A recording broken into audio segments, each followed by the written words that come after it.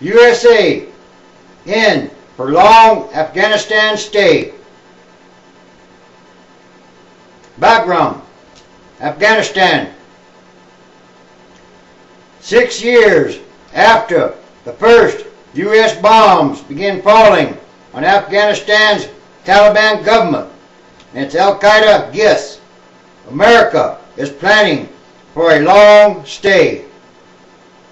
Originally envisioned as a temporary home for invading U.S. forces, the sprawling American base at Bagram, a former Soviet outpost in the shadow of the towering Hindu Kush Mountains, is growing in size by nearly a third.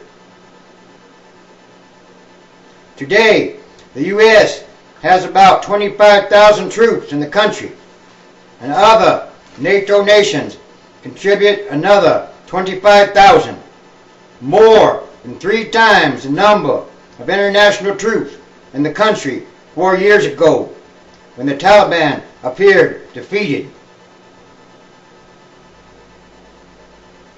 The Islamic militia has come roaring back since then, and 2007 has been the battle's bloodiest year yet.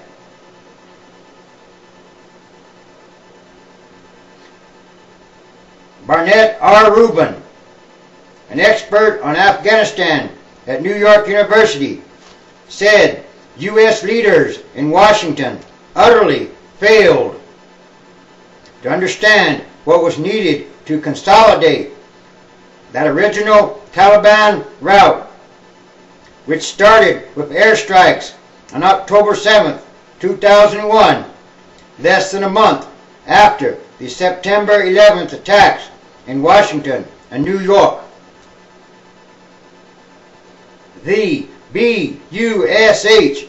administration did not see Afghanistan as a long-term commitment, and its leaders deceived themselves into thinking they had won an irreversible victory. They did not consider Afghanistan important and always intended to focus on Iraq, he said. Don't you remember what happened to the Soviets? Now, the U.S. and international community have fallen way behind. The Taliban are winning strategically, even if we defeat them in every tactical engagement, he added. At Bagram, new barracks will help accommodate the record number of U.S. troops in the country. We've grown in our commitment to Afghanistan by putting another brigade of troops here. And with that, we know that we're going to have an enduring presence, said Colonel Jonathan Ives. So, this is going to become a very long-term base for us.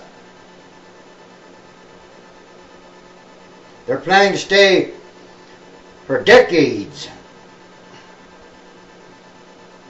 You just don't know, he said.